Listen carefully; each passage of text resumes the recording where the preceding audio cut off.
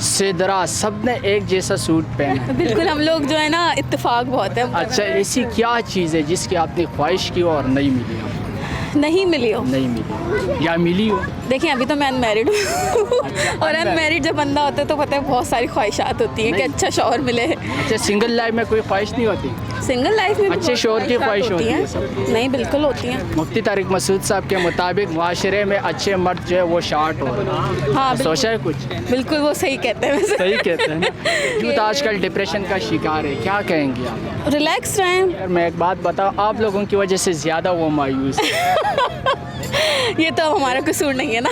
मतलब कि ये नहीं, आपने एक शेर सुना है कि सबको सब कुछ नहीं मिलता, अगर हम इस पे राज़ी रहें तो फिर। मैंने ये शेर भी सुना है ना कि इब्ने हवा के नरम लहजे ने इब्ने आदम को बिगाड़ रखा। ये तो मैंने ये भी इस सुना। मामले में कुछ नहीं बोल सकती। अच्छा, वो क्या चीज़ है हाँ। जो है तो आपका लेकिन इस्तेमाल कोई और करता है तो आपका लेकिन इस्तेमाल कोई और करता है।